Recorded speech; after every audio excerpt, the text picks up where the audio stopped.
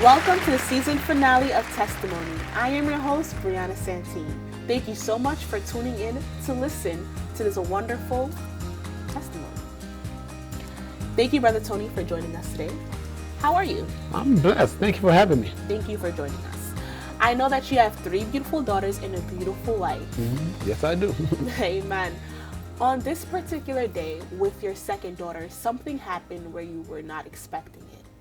Let's talk a little bit about November 20th. Oh, man. November 20th. It feels like it happened yesterday. It's 2012, and me and my wife, Carlene, have been married for 6 years, and she's due for our second child. Our first child, Nyla, at that time was 5 years old. And as any father, who loved their child, who loved their wife, and who pretty much is excited about their second child, I was looking forward to it. For my first pregnancy, everything went well. And this one, I was looking for the same situation to happen. But that day became a long 24 hours. So as a photographer, I took a picture of everything. Everywhere I go, and everything you see, I take a picture of it. I can wake up, I see the sun, I take a picture of it just to remember that day, To say I don't have 1,000 photos of my kids would be lying to you. So as we get in there, I had a whole journal I had set up from the time my wife was pregnant to the time we got to the hospital. So I get to the hospital, my wife is in labor and they're about to have a C-section. They have the C-section. We waited many hours to see if she could actually give labor naturally, but that didn't happen. So my wife, they brought her into the room. And like any father, I was all geared up, had my camera all ready, smiling, giving everybody the thumb up, yeah, So I go in the room, and then they having the procedure. They call me in, and you want to be part of the whole process? I was like, sure. Just make sure I don't faint. Yeah. Have a chair on standby. Exactly. So we get in the room, and my wife, they have the procedure, and then, usually when the child comes out, you hear a cry and then they do what they have to do and they hand you the child. So I'm in the room, nervous, have my camera, and the doctor's like, Mr. Jimmy, ready? I'm like, yes. So I'm standing there, there's a glass in front of me. And he's like, you sure you're ready? You're not nervous? No. Then he's like, you have to sit down. So my knee was shaking, he finally got me down because I was just so excited about it. And I get to the point where they do their procedure, and then they're like, Mr. Jane, you have a beautiful girl, but something was off because as they were doing the procedure, my wife, her eyes still open. She's, all kind of medication, but she's aware of what's around her surrounding. And they take my baby out, and they don't give me the child. And I'm like, they're like, yeah, Mr. Gene, we noticed something, nothing major, but just something that we noticed, and we just want to take a look at it before we hand you the child. I was like, okay. I put my camera away, and my wife is asking me, hey, babe, what's going on? I'm like, everything's fine, everything's fine. So they finish doing their work, and then they come out, and they said that they had seen something in her eye. And I was like, okay, what is it? So they brought her to me, and I saw this, it looked like 2 meatballs on her face. And they're like, do you know what this is? In my mind, I'm like, no, you the doctor, you should be telling me.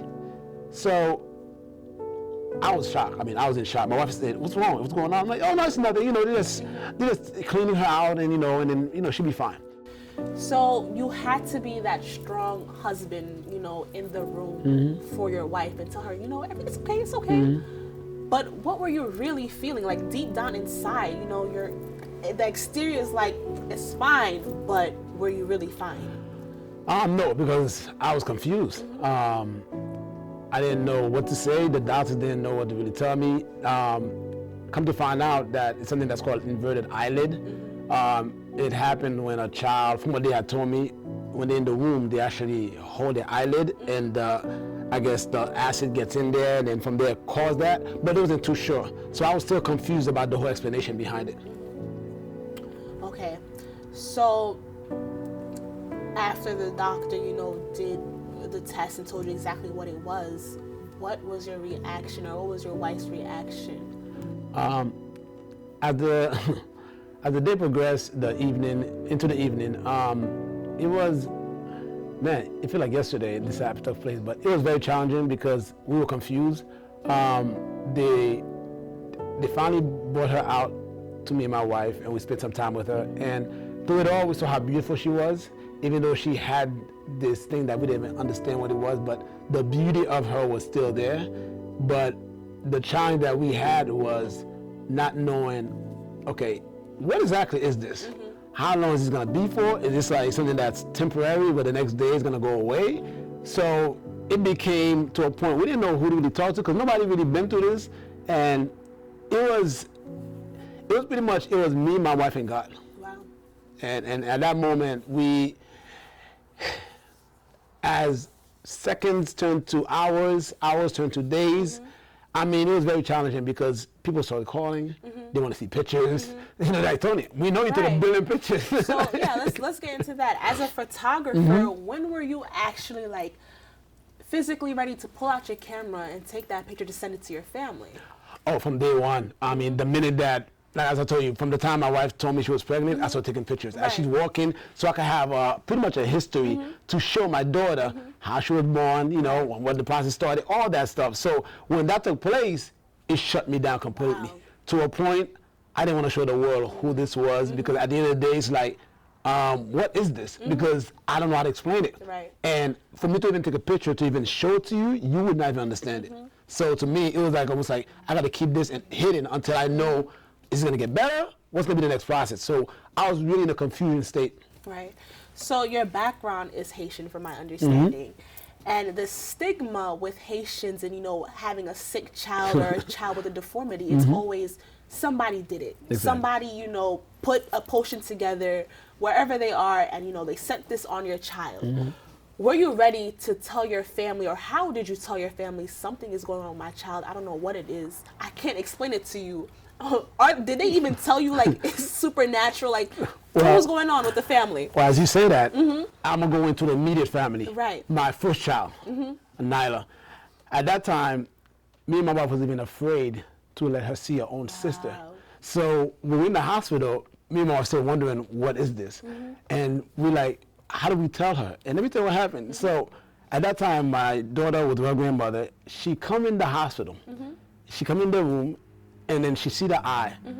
And then me and my wife is like, you know, we didn't want to show it to her, but the first thing she's like, oh, she's got a boo-boo, Mom. You know, she'll be okay.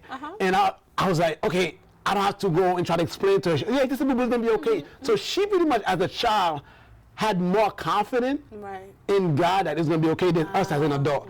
And it was such a burden on me because I didn't know how I was going to explain to her, because is she going to be afraid of her sister? Is she going to not want to be part of her sister? Like, it was just so much stuff going on where I didn't have the answer. And being a man, not having the answer at that moment was like a slippery state, because I didn't know what to say. So at that moment, she walks in and tells me that, you know, Dad, it's going to be okay. Mommy's going to be okay. It's just a boo-boo. She'll be fine. It gave us a reinsurance that the God that we serve, man, that's why the Bible said, to a child is the kingdom of heaven, because they're so pure.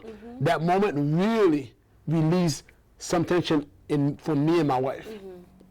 To get that word from baby girl that it's gonna be okay. But the rest of my family, that was very difficult. My mom, who lived out of state, at that time, pretty much all my family at that time had moved away. It was just me and my wife. And it was very hard, because at the end of the day, we didn't want to send any photos because everybody have a certain explanation. You know, as you said, it's taboo, is this, did your wife do that? Did she eat a certain things? You know, did she see this person? Exactly, did she see this person? Oh, go do this so that this will be put away. So we wanted to pretty much be in the hospital bed with me, us three, us four, me, my wife, my daughters, and pretty much, because we didn't want it to be like a circus. Because even saying it to my mom, I told my mom, I can't explain this to you. You have to be here in person to see this, because it's what you're going to tell me, you might think it's going to help me, it might crush me even more. So we kept it in a way where we were like, you know, the doctors saw something, but I really can't explain to you what it is. That's what I could tell you. And we even avoided certain people coming to the hospital, because we didn't want it to become some kind of media story and a buzz. And do you know this child? Have you seen? It almost became like a class clown kind of situation where who's who and whatnot. So I didn't want to be the subject of that. And pretty much we kept everything to ourselves. Only certain people knew, but we kept it very secretive in a way where, because we didn't really know how to explain it. And then it was so difficult because at that moment, no one had been through this, and there was no word to really explain it. We were so confused. And at that moment, only even trusting God, it was very hard because we didn't know what it was. And everything we were getting from the nurses and doctors was maybe this, maybe that, or we hope. But there was never no confident answer about what it was. And we never had anybody else who'd been through it that could talk to us. So it's just you and your tight-knit family in this hospital. What are you doing to, get God's attention? Hey, something is wrong with my baby. You need to come down here and, fix this. Like, what were you doing? What was the prayer like, or what was the room looking like in this moment with God? At that moment, I was, to say I had full confidence in God, I'd be lying to you. The journey was very difficult because once again, no one think about having a child that don't have 10 toes and 10 fingers. And when you become that parent, it becomes, okay, I'll give it to you the best way. God pretty much took me on a journey when I was in the hospital. Many times I would stroll around with my baby, in the hospital floor, and, people will come by, they'll see her little toes, and as they come closer, they'll see the eye, and they'll be like, oh, I'm sorry. And it was like, oh, it's okay, and after hearing it so many times, it become annoying to a point it become like a sideshow. So one thing that took place was, and I remember this clear as day, I'm in the hospital, it's late in the evening, and I'm strolling her around the hallway, and this young little girl, she runs up to the stroller and she looks, and she saw her and she started screaming. Her mom came by and said, oh, I'm so sorry. And I'm like, it's okay. But at that moment, I was like, man, I'm not gonna put my daughter through that again. Wow. I was like, I'm gonna stay in the room and don't come out. Right. But you say you're not gonna put your daughter through that. Do you really mean you're not gonna put yourself through that to see other people's reactions of your baby? At that time, you're right, as time goes on, but it was really about me. Right. Yes, it was the embarrassment of, okay, every time I'm out with this beautiful child that God has given me, the attention is more about her eyes and, oh, I'm sorry. And that sorry, when somebody says sorry, what how they saying it doesn't always, you don't always take it the same way. Right. So at that moment, when that happened, I went back in my room and I did not come out. But that night, I had a dream. And people always say they hear voices, God talking to them. I was like, I'm one person, I pray, but I pray a lot. Like every Sunday person, you pray, you want something, But at that moment, I felt like I had a vision where God was like, who are you? So that beautiful child I gave you, if she stayed like that, you would not love her? I felt like I was in this high horse, and God was saying, I'm the provider, I gave you this child. And at the end of the day, no matter what way she is, you are privileged to be a dad. And I felt this loneliness, almost like God love left me, because I felt like I was in this high horse of praise and worship, and my child should have 10 toes. It should have 10 fingers. It should be normal, in a normal that society says normal. And God was like, no, I gave you this child. I was able to give you this gift. No matter what way she is, you gotta love her. And don't be embarrassed by my love by not going back out with her. You gotta proclaim the love that I've shown you to her. And I woke up, and in the church, the church, when they talk about prayer, some of the seniors that truly go on their knees and pray, Right. I've always seen it. I can never do it. I was like, man, you praying for 6 hours, 8 hours? Yeah. You not hungry? Your knees not. Your knees not buckling? Right. But, it's always based on what your trial that you're going through. You don't know what they're going through. Exactly. And I tell you, I woke up in the middle of the night, and I started praying. You felt that fire. I felt that fire. And it was 9 o'clock in the morning. I was still on my knees. And I tell you, when I was done praying, I told my wife, she's going to be all right. No matter what happens, let's trust in God. And I tell you, that changed everything for me. Okay. So after a few days later, you did your prayer and your wife did her prayer. Obviously the church is praying, or whoever knew about the situation is praying. You saw, what did you see? Did you see any change, or did it stay the same? What was going on with her? Well, when God have a promise for you, the enemy comes to attack you, and the dream, the vision, whatever you want to call it, came at the right time. Because the next day, the doctors came in and said, at that time it's been like 2 or 3 weeks, and they're not seeing that much changes. They told us that there's a slight chance they might have to have surgery, because if they don't do it and she spends another week or 2 like that, they're going to either have to cut it off, and they're not sure if it's going to work or not. And worse, it could cause some kind of cancer cell. I got to tell you, when my wife heard that, we were in tears. But there's a confidence that I had from that vision that I had, where it was like, no. My God told me she's going to be all right. Amen. So from that moment, the walk of life that I have with God, no matter what came my way, whatever news that came, we stuck by God is in control. And as the doctor told us that, there's a hospital in Manhattan that specializes in eye care. They were like, well, if she doesn't get better, you don't have to have surgery, but we're going to have to make a choice.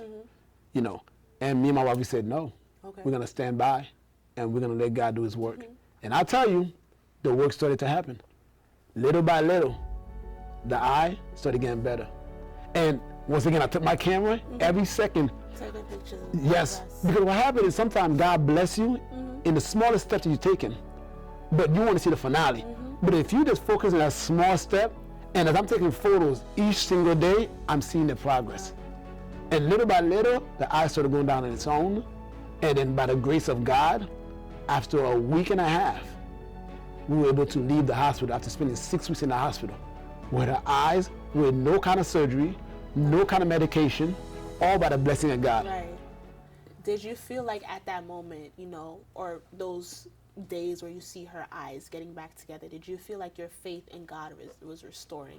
Oh man, I mean, give me goosebumps right now just thinking about it. Because God made a promise to me, and every time I look at my daughter's eye, I think about that promise.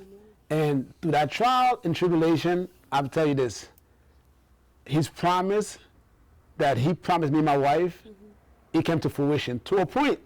They started calling her the miracle child. Wow. Every time she came back to the hospital, they're like, where's that miracle child? Because we cannot believe what we're seeing. Everywhere she goes, people can't believe from where she came from to where she is right now, with no surgery. The surgery of the miracle of God was done internally, spiritually.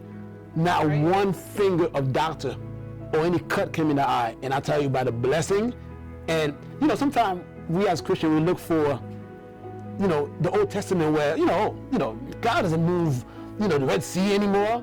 He does that every single day. Right. And for me, that was my Red Sea. Wow. And God said, whatever you go through, remember that promise he made me. You see that beautiful eye you're looking at? Remember those moments.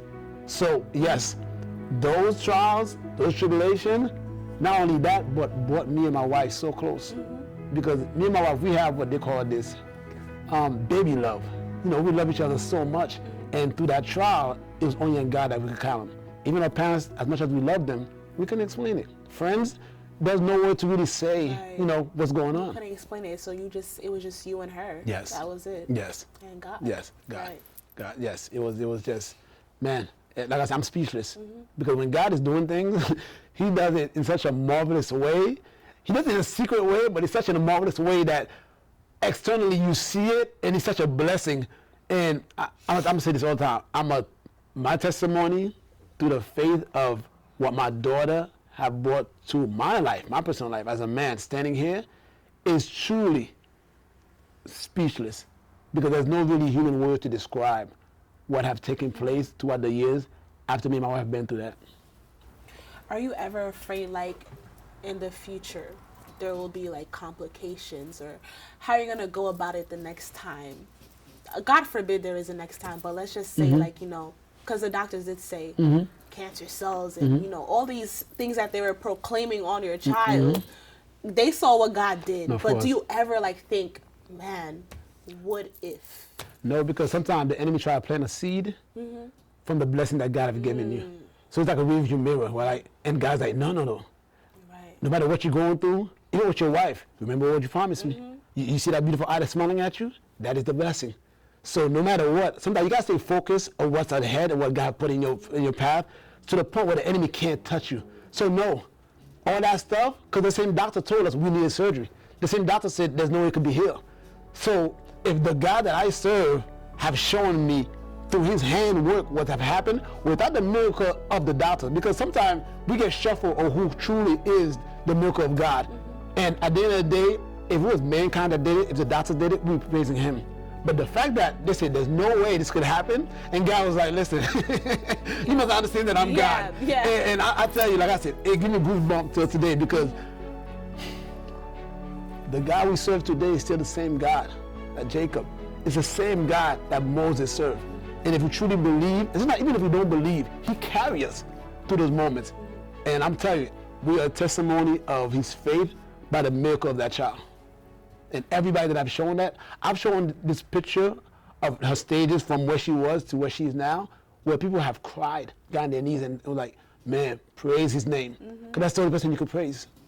People really can't believe that, you know, in God that part of the Red Seas millions of years ago could still continue doing miracles. And, you know, you saw your miracle. No, of course. Firsthand. And I feel like your faith in God after that just continued to grow, right? You feel like God is actually with me, and who am I to say? Yes. To a point, I became, in a way, I gotta tell you, I am drunk in the Spirit of God. I could walk on water right now, because due to the fact, it's the God that we serve, the faith that someone has, everybody's faith is different, but mine is to a point where there's nothing I think that God can't do. Because he has shown me that. Right. Because you don't understand, like, we had specialists came in the hospital and said, oh no, this right here, it needs the surgery. To a point they looked at us like, you two parents might have some issues because, are you seeing what I'm seeing? Right. Because that's like child abuse. Yeah, and I was going to say, because these doctors believe in science so much, and for you to be like, no, like, I don't want to see any specialists, I don't want to talk about surgeries, I want to wait it out and wait what God's going to do. Exactly. You know, they're probably like looking at you like, we got to call CPS, these people are crazy. Exactly. But no, you're right. They saw it. No, you're right. Because when they sent us home, they were like, okay, this can't. Here's the appointment just in case. They didn't give us the card to the specialist to go to the city just in case, because they believe that, okay, we're going to keep an eye on you guys, but there's no way.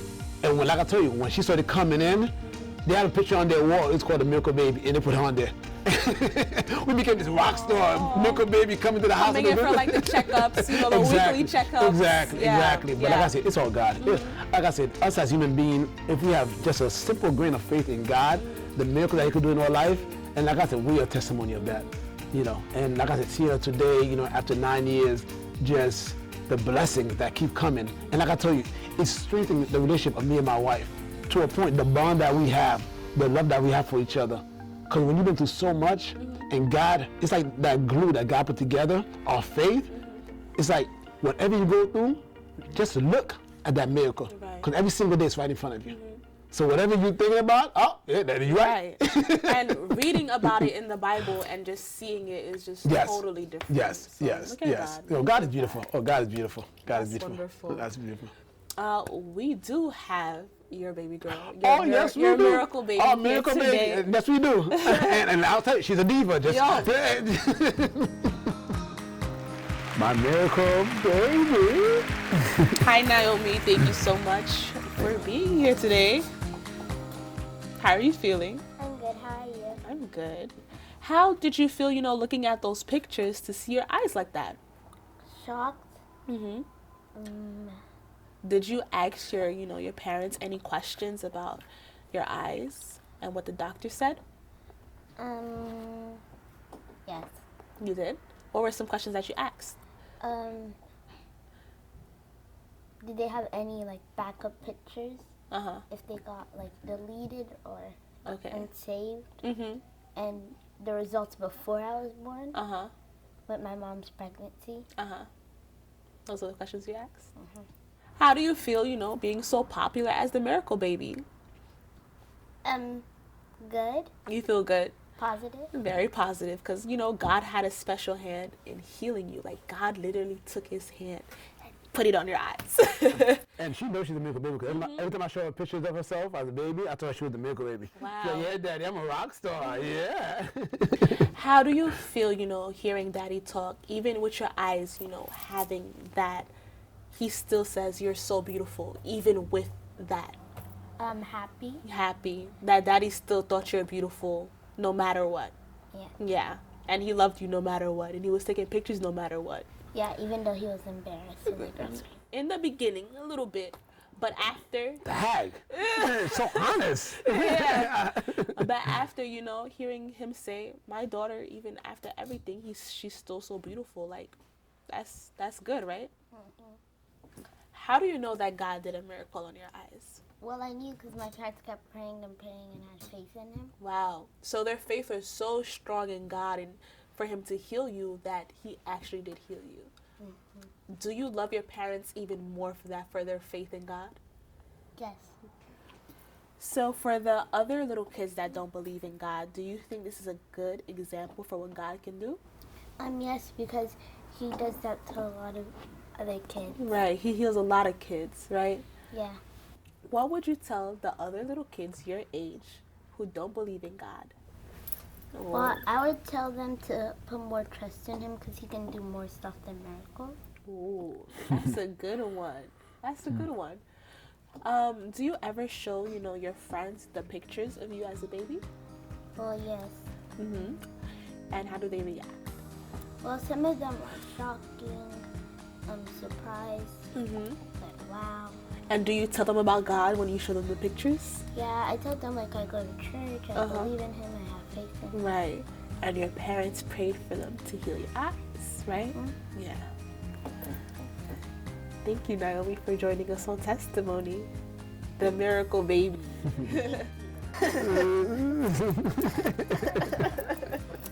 Give my hug. Thank you for tuning in to the season finale of Testimony. I would like to thank all our previous guests who came on the show to share their touching testimonies with us. Without them, Testimony would not be Testimony.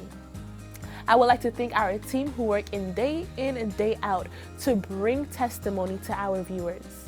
Thank you so much, team, for your hard work. I would like to thank our viewers who come and watch this testimony to see what God has done for our guests, to understand that God is a miracle worker. As we embrace the new year of testimony, we can't wait to see what God is going to do for the future. And we can't wait to share those testimonies on the next season of Testimony.